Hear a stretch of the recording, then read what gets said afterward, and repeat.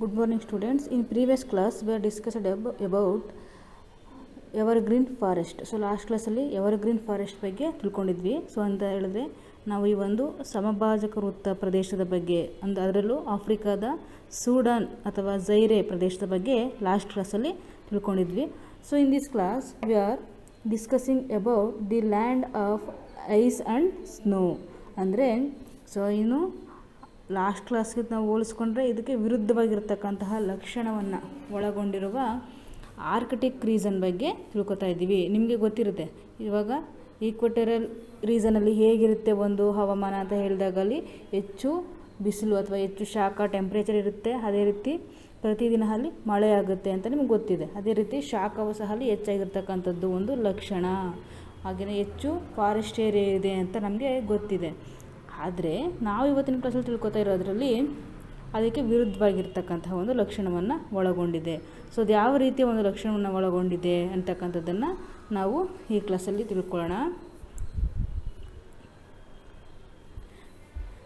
The Arctic region is the world coldest region. If we carefully look at the map, we will see that the northern part of Europe, Asia and North America lie within a Arctic region. So ನಾವು ಇವತ್ತಿನ ತರಗತಿ ತಿಳ್ಕೊತಾ ಇರ್ತಕ್ಕಂಥದ್ದು ಯಾವುದು ಅಂದರೆ Arctic region. So ಇಲ್ಲಿ map ಕೊಟ್ಟಿದ್ದಾರಲ್ವ, so ಇದೇನೆ Arctic region. So ಈ ಒಂದು ಮ್ಯಾಪಲ್ಲಿ ತೋರಿಸೋದಾದರೆ ಈ ಒಂದು ಭಾಗ, ಸೊ ಇಲ್ಲಿದೆಯಲ್ಲ ಆರ್ಕ್ಟಿಕ್ ಓಷನ್ ಅಂತ. ಸೊ ಅದು ಆ ಒಂದು ಭಾಗ ಈ ರೆಡ್ಡಲ್ಲಿ ತೋರಿಸ್ತಾ ಇದ್ದಾರಲ್ಲ ಗ್ರೀನ್ಲ್ಯಾಂಡ್, ಹಾಗೆಯೇ ಏಷ್ಯಾದ ಸ್ವಲ್ಪ ಭಾಗವನ್ನು ತೋರಿಸ್ತಾ ಇದ್ದಾರೆ ಇದು, ಹಾಗೆಯೇ ನಾರ್ತ್ ಅಮೇರಿಕಾದ ಇದಿಷ್ಟು ಭಾಗ. ಸೊ ಇದನ್ನು ನಾವು ಆರ್ಕ್ಟಿಕ್ ರೀಜನ್ ಅಂತ ಕರಿತೀವಿ. ಸೊ ಅದನ್ನು ಡೀಟೇಲಾಗಿ ಈ ಮ್ಯಾಪಲ್ಲಿ ಕೊಟ್ಟಿದ್ದಾರೆ. 90 ಡಿಗ್ರಿ ಇದೆಯಲ್ವಾ ನಿಮ್ಮ ಮ್ಯಾಪ್ನಲ್ಲಿ 90 ಡಿಗ್ರಿ ಅಂತ ತೋರಿಸ್ತೀವಲ್ಲ, ಆ ಮೇಲ್ಭಾಗವನ್ನು ನಾವಿಲ್ಲಿ ತಿಳ್ಕೊತಾ ಇದ್ದೀವಿ. ಇಲ್ಲಿ ಯಾವ್ಯಾವ ಒಂದು ಪ್ರದೇಶಗಳಿದೆ ಅಂತ ಹೇಳಿದ್ರೆ ಈ ಒಂದು ಆರ್ಕ್ಟಿಕ್ ರೀಜನಲ್ಲಿ ಯುರೋಪ್, ಸೊ ಯುರೋಪ್ನ ಸ್ವಲ್ಪ ಭಾಗ ಇದೆ, ಏಷ್ಯಾದ ಸ್ವಲ್ಪ ಭಾಗ, ಹಾಗೆಯೇ ನಾರ್ತ್ ಅಮೇರಿಕಾ, ಸೊ ನಾರ್ತ್ ಅಮೇರಿಕಾದ ಸ್ವಲ್ಪ ಭಾಗವನ್ನು ನಾವು ಈ ಒಂದು ಆರ್ಕ್ಟಿಕ್ ರೀಜನಲ್ಲಿ ನೋಡ್ತೀವಿ. This parts of the world are called the tundra region. ಇದನ್ನ ನಾವು ತಂಡ್ರಾ ರೀಜನ್ ಅಂತಲೂ ಸಹ ಕರಿತೀವಿ.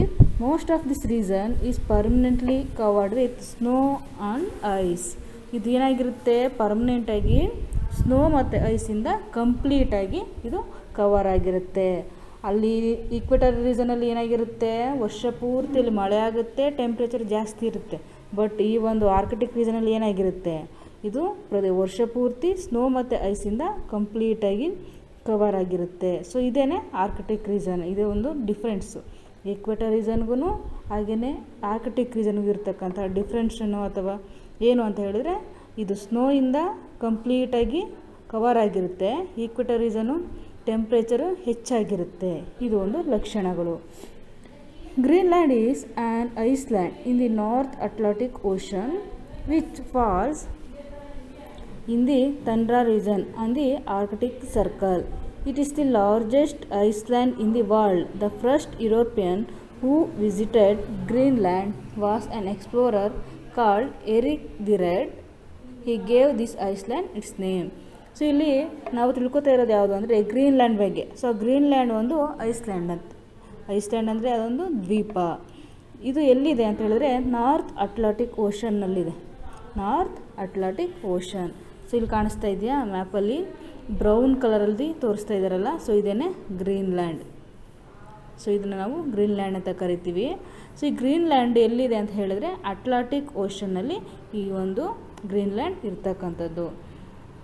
It is a largest island in the world. ಇದು ಇಡೀ ಪ್ರಪಂಚದಲ್ಲಿನೇ ಒಂದು ಅತಿ ದೊಡ್ಡದಾದಂತಹ ದ್ವೀಪ, ಐಸ್ಲ್ಯಾಂಡ್ ಅಂತ ಕರಿತೀವಿ. The first European who visited Greenland was an explorer called Eric the red. ಇದನ್ನ ಕಂಡುಹಿಡಿದವ್ರು ಯಾರು ಅಂತ ಹೇಳಿದ್ರೆ ಯುರೋಪಿಯನ್ ಒಬ್ಬ ವಿಜ್ಞಾನಿ, ನೌಕಾಯಾನಿ ಒಬ್ಬ ಇದನ್ನು ಕಂಡುಹಿಡಿತಾನೆ.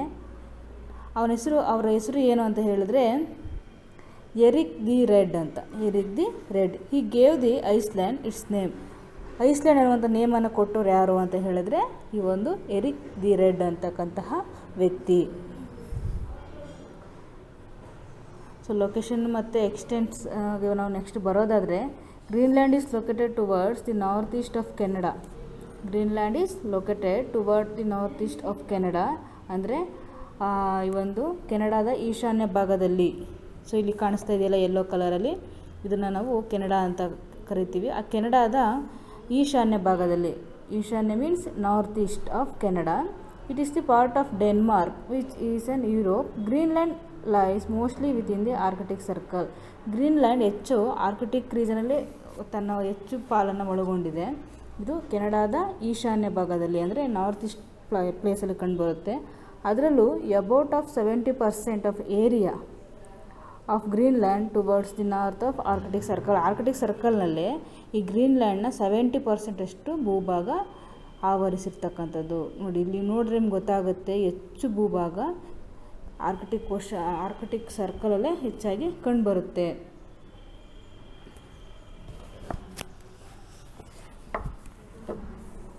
ಇನ್ ಗ್ರೀನ್ಲ್ಯಾಂಡ್ ಅದರ ಒಂದು, ಸೊ ನಾವು ಇವಾಗ ಆರ್ಕಿಟಿಕ್ ರೀಜನ್ ಬಗ್ಗೆ ತಿಳ್ಕೊಂಡ್ವಿ. ಆರ್ಕಿಟಿಕ್ ರೀಜನ್ ಹೇಗಿರುತ್ತೆ, ಅಲ್ಲಿನ ಒಂದು ಸ್ನೋ ಅನ್ನೋದನ್ನ ನಿಮಗೆ ಸ್ವಲ್ಪ ಇವಾಗ ಐಡಿಯಾ ಬಂದಿದೆ. ಅದರಲ್ಲಿ ಈ ಆರ್ಕಿಟಿಕ್ ಕ್ವಶನಲ್ಲಿ ನಾವು ಇವತ್ತು ತಿಳ್ಕೊತಾ ಇರೋದು ಗ್ರೀನ್ಲ್ಯಾಂಡ್ ಬಗ್ಗೆ. ಸೊ ಗ್ರೀನ್ಲ್ಯಾಂಡ್ ಬಗ್ಗೆ ನಾವು ತಿಳ್ಕೊಂಡ್ವಿ. ನೆಕ್ಸ್ಟು, ಸೊ ಗ್ರೀನ್ಲ್ಯಾಂಡ್ನ ಒಂದು ಕ್ಲೈಮೇಟ್ ಹೇಗಿರುತ್ತೆ ಅಂತ ನೋಡೋಣ. ವರ್ಲ್ಡ್ ಮ್ಯಾಪಲ್ಲಿ ಗ್ರೀನ್ಲ್ಯಾಂಡ್ ನೋಡಿ ಇಲ್ಲಿ ತೋರಿಸ್ತಾ ಇದ್ದಾರಲ್ವ. ಸೊ ಇದೇನೆ ಗ್ರೀನ್ಲ್ಯಾಂಡ್, ಈ ರೆಡ್ ಮಾರ್ಕಲ್ಲಿ ಇದೆಯಲ್ಲ. ಸೊ ಟಾಪಲ್ಲಿರುವಂಥದ್ದು ಗ್ರೀನ್ಲ್ಯಾಂಡ್. ನಾವು ಲಾಸ್ಟ್ ಕ್ಲಾಸಲ್ಲಿ ತಿಳ್ಕೊಂಡಿದ್ದು ಆಫ್ರಿಕಾ. ಸೊ ಆಫ್ರಿಕಾದ ಅಂದರೆ ನೋಡಿ ಇದು ಈ ಭಾಗವಾಗಿ ಲಾಸ್ಟ್ ತಿಳ್ಕೊಂಡಿದ್ವಿ. ಸೊ ಇವತ್ತಿನ ಕ್ಲಾಸಲ್ಲಿ ನಾವು ತಿಳ್ಕೊತಾ ಇರೋದು ಗ್ರೀನ್ಲ್ಯಾಂಡ್, ಈ ಒಂದು ಭಾಗದ ಬಗ್ಗೆ. ಮತ್ತು ಈ ರೆಡ್ ಕಲರಲ್ಲಿ ಇದೆಯಲ್ಲ ಅಷ್ಟು ರೀಸನ್ ಬಗ್ಗೆ ಇವತ್ತಿನ ತರಗತಿಯಲ್ಲಿ ನಾವು ತಿಳ್ಕೊತಾ ಇರೋದು. So Greenland, the climate is very cold throughout the year. The winter season for about 9 months very cold and chilly. Winds blow during this season. ಈ ಗ್ರೀನ್ಲ್ಯಾಂಡ್ನ ಒಂದು ಕ್ಲೈಮೇಟ್ ಹೇಗಿರುತ್ತೆ ಅಂತ ಹೇಳಿದ್ರೆ, ವರ್ಷ ಪೂರ್ತಿ ಇದು ತುಂಬಾ ಕೋಲ್ಡ್ ಆಗಿರುತ್ತಂತೆ. ವರ್ಷ ಪೂರ್ತಿ ಕೋಲ್ಡ್ ಆಗಿರುತ್ತೆ. The winter season is very far, ಅಂದರೆ ತುಂಬ ಲಾಂಗ್ ಇರುತ್ತೆ ವಿಂಟರ್ ಸೀಸನ್. ಚಳಿಗಾಲ, ನಮ್ಮಲ್ಲೆಲ್ಲ ಚಳಿಗಾಲ ಅಂದ ತಕ್ಷಣ 3 ತಿಂಗಳು ಅಥವಾ 2 ಮಂತ್ಸ್ ಇರುತ್ತೆ. ಬಟ್ ಆ ಒಂದು ಆರ್ಕಿಟಿಕ್ ರೀಸನಲ್ಲಿ ಚಳಿಗಾಲ ಅಂತಕ್ಕಂಥದ್ದು ತುಂಬ ಲಾಂಗ್ ಇರುತ್ತೆ.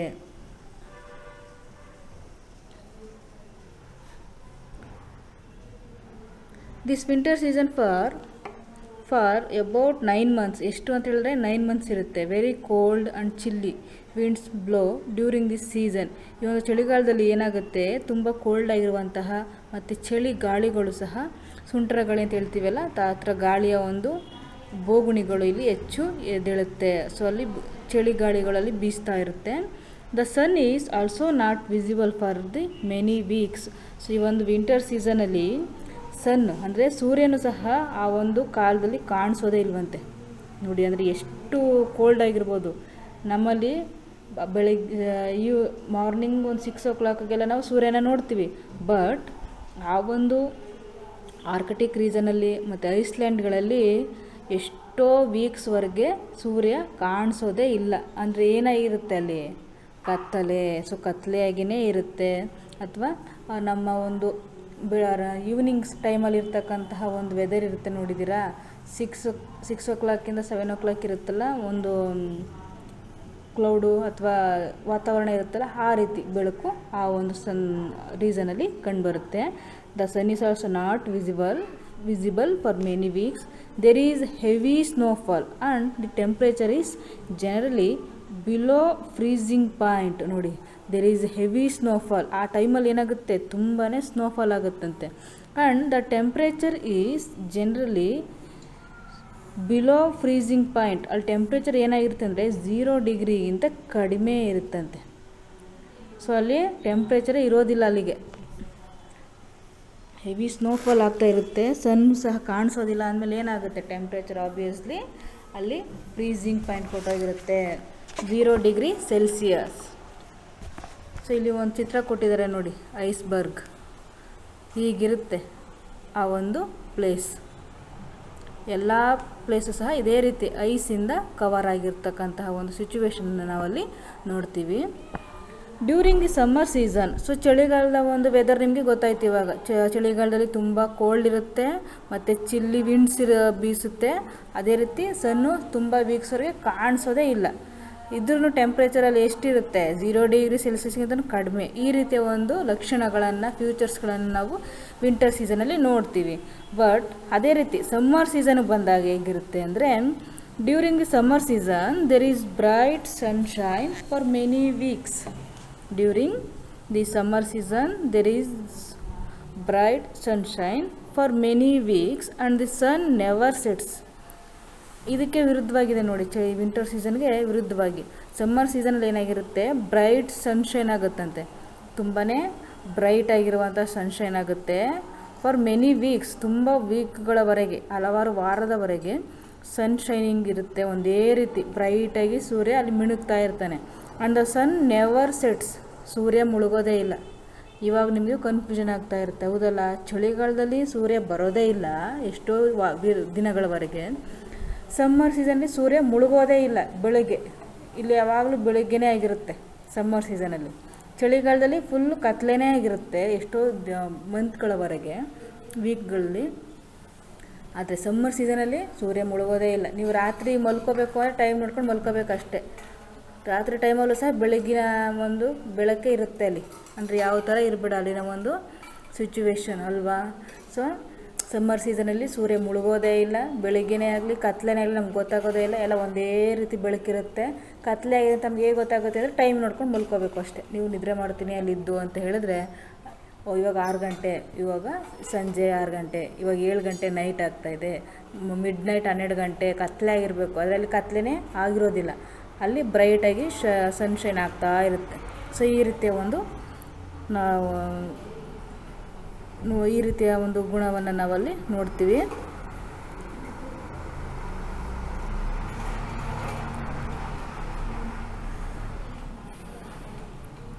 This area is known as the land of the mid night. So ಅದರಿಂದ ಆ ಒಂದು ಟೈಮಲ್ಲಿ ನಾವೇನಂತ ಕರಿತೀವಿ ಆ ಒಂದು ಭೂಭಾಗವನ್ನು ಅಂತ ಹೇಳಿದ್ರೆ land of the midnight, ಅಂದರೆ ಮಧ್ಯರಾತ್ರಿಯಲ್ಲಿ ಸೂರ್ಯ ಇರುವ ನಾಡು ಅಂತ ಕರಿತೀವಿ. Land of the midnight sun, ಮಧ್ಯರಾತ್ರಿ ಸೂರ್ಯನ ನಾಡು ಅಂತ ಕರಿತೀವಿ. The general weather is bright and sunny. ಆ ಒಂದು ಜನರಲಾಗಿ ವೆದರ್ ಹೇಗಿರುತ್ತೆ ಅಂದರೆ ತುಂಬ ಬ್ರೈಟಾಗಿರುತ್ತೆ ಮತ್ತು ಸೂರ್ಯನೂ ಸಹ ಇರ್ತಾನೆ. However the rainfall is scanty. The rainfall is scanty at the many places. The ice melts in this season, so the temperature is near freezing point 0 degree Celsius. So ಈ ಒಂದು ಟೈಮಲ್ಲಿ ಕೆಲವೊಂದು ಕಡೆ ಮಳೆ ಆಗುತ್ತಂತೆ, ಕಡಿಮೆ ಪ್ರಮಾಣದಲ್ಲಿ. ರೈನ್ಫಾಲ್ ಈಸ್ ಸ್ಕ್ಯಾಂಟಿ ಅಂದರೆ ಕಡಿಮೆ ಪ್ರಮಾಣದ ಮಳೆ ಆಗುತ್ತೆ. ಅಟ್ ಮೆನಿ ಪ್ಲೇಸಸ್, ತುಂಬ ಪ್ರದೇಶಗಳಲ್ಲಿ ಅಲ್ಲಿ ಏನಾಗುತ್ತೆ, ಮಳೆ ಆಗುತ್ತೆ. The ice melts in the season. ಈ ಒಂದು ಸಮ್ಮರ್ ಸೀಸನಲ್ಲಿ ಏನಾಗುತ್ತೆ, ಅಲ್ಲಿರ್ತಕ್ಕಂಥ ಐಸ್ ಎಲ್ಲ ಮೆಲ್ಟ್ ಆಗುತ್ತಂತೆ, ಸ್ವಲ್ಪ ಪ್ರಮಾಣದಲ್ಲಿ ಐಸ್ ಮೆಲ್ಟ್ ಆಗುತ್ತೆ. So the temperature is near freezing point. Temperature ಎಷ್ಟಿರುತ್ತೆ ಅಂದರೆ 0 ಡಿಗ್ರಿ ಸೆಲ್ಸಿಯಸ್ ಅಷ್ಟೇ ಇರುತ್ತೆ. ಸ್ವಲ್ಪ ಪ್ರಮಾಣದಲ್ಲಿ ಅದಕ್ಕಿಂತ ಹೆಚ್ಚಾಗುತ್ತೆ. 0 ಡಿಗ್ರಿ ಸೆಲ್ಸಿಯಸ್ಗಿಂತ 1 ಡಿಗ್ರಿಯಷ್ಟು ಅಲ್ಲಿ ಹೆಚ್ಚಾಗಿರಬಹುದು. ಸೊ ಈ ರೀತಿಯ ಒಂದು ಕ್ಲೈಮೇಟನ್ನು ನಾವು ಆ ಒಂದು ರೀಸನಲ್ಲಿ, ಅಂದರೆ ಯಾವ ರೀಸನಲ್ಲಿ, ಆರ್ಕ್ಟಿಕ್ ರೀಸನಲ್ಲಿ ಮತ್ತು ಐಸ್ಲ್ಯಾಂಡ್ಗಳಲ್ಲಿ ನಾವು ನೋಡ್ತೀವಿ. ಸೊ ಇದು ಅರ್ಥ ಆಗಿದೆ ಅಂತ ತಿಳ್ಕೊತೀನಿ. ಚಳಿಗಾಲದಲ್ಲಿ ಏನಾಗಿರುತ್ತೆ, ಕತ್ತಲೆಯ ಒಂದು ನಾಡಾಗಿರುತ್ತೆ ಅದು. ಎಷ್ಟೋ ವೀಕ್ಸ್ಗಳವರೆಗೆ ಸೂರ್ಯ ಬರೋದೇ ಇಲ್ಲ. ಅದೇ ರೀತಿ ಸಮ್ಮರ್ ಸೀಸನಲ್ಲಿ ಸನ್ಸೆಟ್ ಆಗೋದೇ ಇಲ್ಲ. ಸೊ ಈ ರೀತಿಯ ಒಂದು ಡಿಫ್ರೆಂಟ್ ಆಗಿರುವಂತಹ ಫ್ಯೂಚರ್ಸನ್ನು ನಾವು ನೋಡ್ತೀವಿ, ಕ್ಲೈಮೇಟ್ ಫ್ಯೂಚರನ್ನು ನೋಡ್ತೀವಿ. ನೆಕ್ಸ್ಟ್ ಬರೋಣ, natural vegetation and wild life. So ಹಾಗಾದರೆ ಇಲ್ಲಿ ಇರ್ತಕ್ಕಂತಹ ಒಂದು ವೆಜಿಟೇಷನ್, ಸಸ್ಯವರ್ಗ ಮತ್ತು ಅಲ್ಲಿರುವಂಥ ಪ್ರಾಣಿ ವರ್ಗಗಳು ಹೇಗಿರಬಹುದು ಅಲ್ವಾ, ಇಮ್ಯಾಜಿನ್ ಮಾಡ್ಕೊಳ್ಳೋಕ್ಕೇ ಅಸಾಧ್ಯ. ಸೊ ಅಲ್ಲಿ ಹೇಗಿರ್ತವೆ ಅಲ್ಲಿನ ಒಂದು ಪ್ರಾಣಿಗಳು ಮತ್ತು ವೆಜಿಟೇಷನ್ ಹೇಗಿರುತ್ತೆ ಅಂತ ನೋಡೋಣ. This region is called the cold desert. ಈ ರೀಜನನ್ನು ನಾವು ಏನಂತ ಕರಿತೀವಿ ಅಂದರೆ ತಣ್ಣನೆಯ ಮರುಭೂಮಿ ಅಂತ ಕರಿತೀವಿ. ಚಳಿ ಮರುಭೂಮಿ ಅಥವಾ ಕೋಲ್ಡ್ ಡೆಸರ್ಟ್ ಅಂತ ಕರಿತೀವಿ. ಬಿಕಾಸ್ ಯಾಕೆ ಅಂತ ಹೇಳಿದ್ರೆ natural vegetation is very scanty here. ಯಾಕೆ ಅಂತ ಹೇಳಿದ್ರೆ ಇಲ್ಲಿ ಸ್ವಾಭಾವಿಕ ಸಸ್ಯವರ್ಗ ಅಂತಕ್ಕಂಥದ್ದು ತುಂಬಾ ಕಡಿಮೆ. During winter it's permanently covered with ice and therefore no plants can grow. It is permanently covered with ice. ಯಾಕೆ ಇಲ್ಲಿ ಸಸ್ಯರೋಗಗಳು ಕಡಿಮೆ ಅಂತ ಹೇಳಿದ್ರೆ ಸೊ ನಿಮ್ಗೆ ಗೊತ್ತೇ ಇದೆ. ಸೊ ಅಲ್ಲಿ ವರ್ಷ ಪೂರ್ತಿ ಸ್ನೋವಿಂದ ಕವರ್ ಆಗಿರುತ್ತೆ. ಸೊ ಕವರ್ ಆಗಿರೋದ್ರಿಂದ ಅಲ್ಲಿ ಪ್ಲ್ಯಾಂಟ್ಸ್ಗಳು ಹೆಚ್ಚಾಗಿ ಬೆಳೆಯೋದಿಲ್ಲ. During the short summer period some very small plants grow. ಆದರೆ ಈ ಒಂದು ಸಮ್ಮರ್ ಸೀಸನ್ ಇದೆಯಲ್ಲ, ಆ ಒಂದು ಸಮ್ಮರ್ ಸೀಸನಲ್ಲಿ ಮಾತ್ರ ಕೆಲವೊಂದು ಪ್ಲ್ಯಾಂಟ್ಸ್ಗಳು ಬೆಳೆಯುತ್ತಂತೆ. ನೋಡಿ, ಸಮ್ಮರ್ ಸೀಸನಲ್ಲಿ ಮಾತ್ರ. ಯಾಕೆ ಅಂದರೆ ಆ ಟೈಮಲ್ಲಿ ಆ ಐಸೆಲ್ಲ ಮೆಲ್ಟ್ ಆಗುತ್ತೆ. ಸೊ ಮೆಲ್ಟ್ ಆದಾಗ ಈ ರೀತಿ ನೆಲ ಕಾಣಿಸುತ್ತಲ್ವ, ಆ ನೆಲ ಕಾಣಿಸೋದಂಥ ಸಂದರ್ಭದಲ್ಲಿ ಕೆಲವೊಂದು ಸಸ್ಯಗಳು ಬೆಳೆಯುತ್ತೆ.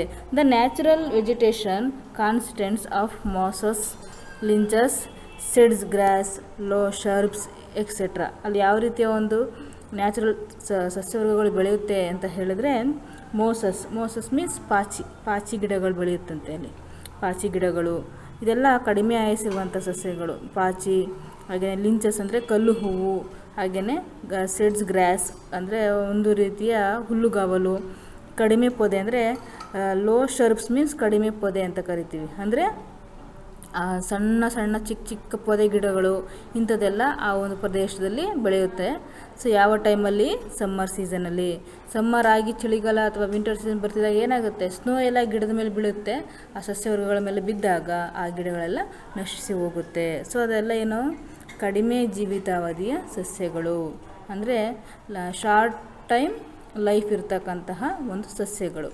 Flowering plants of various colors are also seen during the short summer. ಇಲ್ಲಿ ವೆರೈಟಿ ಆಫ್ ಫ್ಲವರ್ಸ್ಗಳು ನೋಡ್ತೀವಂತೆ. ಯಾವಾಗ? ಸಮ್ಮರ್ ಸೀಸನಲ್ಲಿ ತುಂಬ ಕಲರ್ಫುಲ್ ಆಗಿರ್ತಕ್ಕಂಥ ಫ್ಲವರ್ಸನ್ನು ನೋಡ್ತೀವಿ. They are look very attractive. ಆ ಒಂದು ಸಮ್ಮರ್ ಸೀಸನಲ್ಲಿ ಬರ್ತಕ್ಕಂಥ ಫ್ಲವರ್ಸ್ ಇದೆಯಲ್ಲ, ತುಂಬ ಅಟ್ರಾಕ್ಟಾಗಿ ಕಾಣಿಸ್ತಾ ಇರುತ್ತಂತೆ, ಅಷ್ಟು ಚೆನ್ನಾಗಿರುತ್ತೆ. ಸೊ ಕಲರ್ ಫ್ಲವರ್ಸು ನೆಲಮಟ್ಟದಲ್ಲೇ ಚಿಕ್ಕ ಚಿಕ್ಕ ಗಿಡಗಳು ಬಿಟ್ಟು ಚಿಕ್ಕದಕ್ಕೆ ಹೂ ಬಿಟ್ಟಿರುತ್ತೆ. ಸೊ ಚಿಕ್ಕದ್ರ ಹೂ ಬಿಡೋದ್ರಿಂದ ತುಂಬಾ ಅವು ದೊಡ್ಡ ದೊಡ್ಡ ಗ್ರೌಂಡ್ಗಳಲ್ಲೇ ಬೆಳೆದಂಗೆ ಇರುತ್ತೆ ಅದೆಲ್ಲ. ಸೊ ನೀವು ಈ ನ್ಯಾಷನಲ್ ಜಿಯೋಗ್ರಫಿ ಚಾನಲ್ ಇರ್ಬೋದು, ಇಂಥದ್ರೆಲ್ಲ ನೀವು ನೋಡಿದಾಗ ಗೊತ್ತಾಗುತ್ತೆ. ಸೊ ಅಲ್ಲಿ ತೋರಿಸ್ತಾರೆ, ಒಂದು ದೊಡ್ಡ ಬೆಟ್ಟ ಇರುತ್ತೆ, ಬೆಟ್ಟ ಅಥವಾ ಅದರ ಒಂದು ತಪ್ಪಲಿನಲ್ಲಿ ಇರ್ತಕ್ಕಂಥ ಒಂದು ದೊಡ್ಡ ಮೈದಾನ. ಆ ಮೈದಾನದ ಫುಲ್ಲು ಸಣ್ಣ ಸಣ್ಣ ಫ್ಲವರ್ಸ್ ಬಿಟ್ಟಿರೋ ಅಂಥದ್ದೆಲ್ಲ ತೋರಿಸ್ತಾ ಇರ್ತಾರೆ. ಬೇಕಾದ್ರೆ ನೀವು ನೆಟ್ಟಲ್ಲಿ ಈ ಥರ ಎಲ್ಲ ಫ್ಲವರ್ಸ್ ಪ್ಲ್ಯಾಂಟ್ಸ್ ಇನ್ ಐಸ್ಲ್ಯಾಂಡ್ ಅಂತ ಕೊಟ್ಟು ನೋಡಿ. ಸೊ ಅಲ್ಲಿ ತೋರಿಸ್ತಾರೆ ನಿಮಗೆ. ಸೊ ತುಂಬ ಕಲರ್ಫುಲ್ ಆಗಿರ್ತಕ್ಕಂತಹ ಫ್ಲವರ್ಸ್ಗಳಲ್ಲಿ ಬೆಳೆಯುತ್ತೆ ಸಮ್ಮರ್ ಸೀಸನಲ್ಲಿ ಮಾತ್ರ. They are look very attractive. They are no trees and crops cannot be grown here. ಅಲ್ಲಿ ಯಾವುದೇ ರೀತಿಯ ದೊಡ್ಡ ದೊಡ್ಡ ಮರಗಳು ಮತ್ತು ಬೆಳೆಗಳು ಬೆಳೆಯೋದಕ್ಕೆ ಸಾಧ್ಯ ಇಲ್ಲ, ಬೆಳೆಯೋದು ಇಲ್ಲ. ಯಾಕೆ? ಸೊ ಅಲ್ಲಿ ಸ್ನೋ ಬೀಳುತ್ತೆ. ಸೊ ಅದರಿಂದ ಅಲ್ಲಿ ದೊಡ್ಡ ಆ ಮರಗಳು ಆಗೋದಕ್ಕೆ ಸಾಧ್ಯನೇ ಇಲ್ಲ. ಒಂದು ಗಿಡ ಬೆಳೆದಿದೆ ಅಂತ ಹೇಳಿದ್ರೆ ಆ ಗಿಡ ಬೆಳೆದು ದೊಡ್ಡದಾಗಷ್ಟು ಸ್ನೋಫಾಲ್ ಆಗುತ್ತೆ. ಸೊ ಸ್ನೋಫಾಲ್ ಆಗೋದ್ರಿಂದ ಆ ಗಿಡ ನಶಿಸಿ ಹೋಗುತ್ತೆ, ಸತ್ತೋಗುತ್ತೆ. ಸೊ ಅಲ್ಲಿ ಅದು ಮರನೇ ಆಗೋದಿಲ್ಲ. ಸೊ ಈ ರೀತಿ ಶಾರ್ಟ್ ಟೈಮ್ ಫ್ಲವರ್ಸ್ ಪ್ಲ್ಯಾಂಟ್ಸ್ಗಳನ್ನ ನಾವು ಇಲ್ಲಿ ನೋಡ್ತೀವಿ. Most of the animals which have thick hair on their bodies. So ಇದಿಷ್ಟು ಫ್ಲವರ್ಸು ಯಾವುದು ವೆಜಿಟೇಷನ್ ಆಯಿತು. ಸೊ ಇವಾಗ ಅನಿಮಲ್ಸ್ಗಳ ಬಗ್ಗೆ ನೋಡೋಣ. Most of the animals which have thick hair on their bodies are found in this region. They are called fur bearing animal. They thick fur protects them from the intense cold. ಇಲ್ಲಿ ಇರ್ತಕ್ಕಂತಹ ಒಂದು ಪ್ರಾಣಿಗಳು ಒಂದು ಲಕ್ಷಣ ಹೇಗಿರುತ್ತೆ ಅಂದರೆ, ಮೈ ತುಂಬ hair ಇರ್ತಕ್ಕಂತಹ ಪ್ರಾಣಿಗಳನ್ನ ನಾವಿಲ್ಲಿ ನೋಡ್ತೀವಿ. ಅದನ್ನೇಂತ ಕರಿತೀವಿ ಅಂತ ಹೇಳಿದ್ರೆ ತುಪ್ಪಳ ಹೊಂದಿರುವ ಪ್ರಾಣಿಗಳು. ತುಪ್ಪಳ ಅಂದರೆ ಈ ದೊಡ್ಡ ದೊಡ್ಡ ಕೂದಲಿರುತ್ತೆ ನೋಡಿ, ಇಲ್ಲಿ ಕೊಟ್ಟಿದ್ದಾರೆ ಪೋಲಾರ್ ಬಿಯರ್ ಕೊಟ್ಟಿದ್ದಾರಲ್ವ. ಸೊ ಅದು ನೋಡಿ, ಮೈ ತುಂಬ ಉದ್ದವಾದಂಥ ಕೂದಲು, ತುಂಬ ತಿಕ್ಕಾಗಿರ್ತಕ್ಕಂಥ ಕೂದಲುಗಳು ಇರ್ತಕ್ಕಂಥದ್ದು ನೋಡ್ತೀವಿ, ಹೇರ್ಸು. ಸೊ ಈ ರೀತಿಯ ಲಕ್ಷಣ ಇರುವಂತಹ ಪ್ರಾಣಿಗಳನ್ನು ನಾವು ಈ ಒಂದು ರೀಸನಲ್ಲಿ ನೋಡ್ತೀವಿ. Some of the common animals found in this region are reindeer, musk, ox, polar bear, silver fox, walrus, seal, Arctic hare, wolf, caribou etcetera. So ಇಲ್ಲಿ ಇರ್ತಕ್ಕಂತಹ ಒಂದು ಪ್ರಾಣಿಗಳಲ್ಲಿ ಯಾಕೆ ತುಪ್ಪಳ ಹೊಂದಿರತಕ್ಕಂಥ ಪ್ರಾಣಿಗಳು ಹೆಚ್ಚಾಗಿ ಕಂಡು ಬರುತ್ತೆ ಅಂತ ಹೇಳಿದ್ರೆ, ಸೊ ಅದು ಚಳಿಯಿಂದ ರಕ್ಷಣೆ ಮಾಡ್ಕೊಳ್ಳೋದಕ್ಕೋಸ್ಕರ ನ್ಯಾಚುರಲಾಗಿ. ಅಲ್ಲಿ ಯಾರದು ಅಲ್ಲಿರ್ತಕ್ಕಂಥ ಪ್ರಾಣಿಗಳಿಗೆ ಬೆಡ್ಶೀಟು ಎಲ್ಲ ಕೊಡಲ್ಲ ಅಲ್ವಾ. ಸೊ ಅವಕ್ಕೆ ನ್ಯಾಚುರಲಾಗೇ ತಮ್ಮನ್ನು ತಾವು ರಕ್ಷಣೆ ಮಾಡ್ಕೊಳ್ಳೋದಕ್ಕೆ ಅವು ಏನಾಗಿರುತ್ತೆ, ಅಲ್ಲಿ ಇರ್ತಕ್ಕಂಥ ಪ್ರಾಣಿಗಳಿಗೆ ಹೆಚ್ಚು ತಿಕ್ಕಾಗಿರ್ತಕ್ಕಂತಹ ಒಂದು ಹೇರಿರುವ ಪ್ರಾಣಿಗಳಲ್ಲಿ ಹೆಚ್ಚಾಗಿ ಕಂಡುಬರ್ತಕ್ಕಂಥದ್ದು. ಸೊ ಅಲ್ಲಿ ಇರ್ತಕ್ಕಂಥ ಪ್ರಾಣಿಗಳು ಯಾವುದು ಅಂತ ಹೇಳಿದ್ರೆ ರಿನೆಂಡರ್ ಮೀನ್ಸ್ ಹಿಮಸಾರಂಗ ಅಂತ ಕರಿತೀವಿ ನಾವು ಅದನ್ನು, ಹಿಮಸಾರಂಗ. ಅದೇ ರೀತಿ ಮಸ್ಕ್ ಅಂತ ಹೇಳಿದ್ರೆ ಕಸ್ತೂರಿ ಅಂತ ಕರಿತೀವಿ, ಕಸ್ತೂರಿ ಮೃಗಗಳು ಅಂತ ಕರಿತೀವಿ. ಸೊ ಆ ರೀತಿಯ ಒಂದು ಪ್ರಾಣಿಗಳನ್ನ ನೋಡ್ತೀವಿ. ಅದೇ ರೀತಿ ಆಕ್ಸ್ ಆಯಿತು. ಪೋಲಾರ್ ಬಿಯರ್ ಅಂತ ಹೇಳಿದ್ರೆ ಹಿಮಕರಡಿ ಅಂತ ಕರಿತೀವಿ, ಹಿಮಕರಡಿ. ಸೊ ಈ ರೀತಿ ಪ್ರಾಣಿಗಳನ್ನ ನಾವಲ್ಲಿ ನೋಡ್ತೀವಿ. ಅದೇ ರೀತಿ ಸಿಲ್ವರ್ ಫಾಕ್ಸ್ ಅಂದರೆ ನರಿಗಳು, ದಪ್ಪ ಕೂದಲು ಹೊಂದಿರುವಂತಹ ನರಿಗಳು ಬರುತ್ತೆ. ಅದೇ ರೀತಿ ವಾಲ್ರಸ್ ಸೀಲ್ ಪ್ರಾಣಿಗಳು, ಇಲ್ಲಿ ಚಿತ್ರದಲ್ಲಿ ತೋರಿಸಿದಾರಲ್ವಾ ವಾಲ್ರಸ್ ಸೀಲ್ ಅಂದರೆ ಇಲ್ಲಿದೆಯಲ್ಲ, ಸೊ ಇದನ್ನ ವಾಲ್ರಸ್ ಅಂತ ಕರಿತೀವಿ. ಸೊ ಈ ಒಂದು ಪ್ರಾಣಿಗಳು ಆರ್ಕಟಿಕ್ ಹೇರ್, ವೋಲ್ಫ್, ಕರ್ಬಿಯೋ ಅಂತಕ್ಕಂಥ ಪ್ರಾಣಿಗಳು, ಈ ಡಿಫ್ರೆಂಟ್ ಟೈಪ್ಸ್ ಆಫ್ ಅನಿಮಲ್ಸ್ಗಳನ್ನ ನಾವಲ್ಲಿ ನೋಡ್ತೀವಿ. ಅದೇ ರೀತಿ ವೋಲ್ಫ್ ಲೈಕ್ ಡಾಗ್ಸ್ ಅಂದರೆ ನರಿ ಮತ್ತು ತೋಳದ ಹಾಗೆ ಇರತಕ್ಕಂತಹ ತೋಳದ ಆಗಿರುವಂತಹ ನಾಯಿಗಳು ಸಹ ಇಲ್ಲಿ ಕಂಡುಬರುತ್ತಂತೆ. ಸೊ ಈ ರೀತಿ ಪ್ರಾಣಿಗಳನ್ನ ನಾವಲ್ಲಿ ನೋಡ್ತೀವಿ. ಸೊ ಈ ಒಂದು ದ ವೋಲ್ಫ್ ಲೈಕ್ ಡಾಗ್ಸ್ ನಾವೇನಂತ ಕರಿತೀವಿ ಅಂದರೆ huskies are also found here. The huskies are used for pulling the sledges. ಇಲ್ಲಿ ವೋಲ್ಫ್ ಲೈಕ್ ಡಾಗ್ಸ್ ಅಂದರೆ ತೋಳದ ಹಾಗಿರುವಂತಹ ನಾಯಿಗಳು ಸಹ ಅಥವಾ ಡಾಗ್ಸ್ಗಳು ಸಹ ಕಾಣ್ತೀವಿ. ಅದನ್ನು ನಾವು ಹಸ್ಕೀಸ್ ಅಂತ ಕರಿತೀವಿ. ಈ ಹಸ್ಕೀಸ್ಗಳನ್ನು ಹಸ್ಕೀಸ್ ಅಥವಾ ಹುಸ್ಕೀಸ್ ಅಂತ ಕರಿತೀವಿ. ಇದನ್ನು ಏನಕ್ಕೆ ಯೂಸ್ ಮಾಡ್ತಾರೆ ಅಂತ ಹೇಳಿದ್ರೆ ಲಗೇಜ್ಗಳನ್ನು ಎಳೆಯೋದಕ್ಕೆ. ನೀವು ಫಿಲಮ್ಗಳನ್ನ ನೋಡಿದರೆ ಗೊತ್ತಾಗುತ್ತೆ, ಅಲ್ಲಿ ನಾಯಿಗಳನ್ನು ಕಟ್ಬಿಟ್ಟು ಈ ದನಗಳು ನಾವು ಹೇಗೆ ಸಾಮಾನುಗಳನ್ನು ಸಾಗಿಸೋದಕ್ಕೆ ಬಳಸ್ತೀವಿ ಅದೇ ರೀತಿ ಅವರು ಈ ಒಂದು ಡಾಗ್ಗಳನ್ನು ಬಳಸ್ತಾರೆ. ಸೊ ಸಾಮಾನುಗಳನ್ನು ಸಾಗಾಣಿಕೆ ಮಾಡೋದಕ್ಕೆ. ಸೊ ಅದೇ ರೀತಿ ಇಲ್ಲೂ ಸಹ ಬಳಸ್ತಾರೆ. ಏನಕ್ಕೆ ಅಂತ ಹೇಳಿದ್ರೆ ಸಾಮಾನುಗಳನ್ನು ಸಾಗಾಣಿಕೆ ಮಾಡೋದಕ್ಕೆ. ಸೊ ಇದಿಷ್ಟು ಇಲ್ಲಿನ ಒಂದು ವೆಜಿಟೇಷನು ಮತ್ತು ಅನಿಮಲ್ಸು ಒಂದು ಇನ್ಫಾರ್ಮೇಷನ್ ಆಗಿರುತ್ತೆ. ಸೊ ಇದಿಷ್ಟು ನಿಮ್ಗೆ ಅರ್ಥ ಆಗಿದೆ ಅಂತ ತಿಳ್ಕೊತೀನಿ. So next life of people ಬಗ್ಗೆ ನೋಡೋಣ.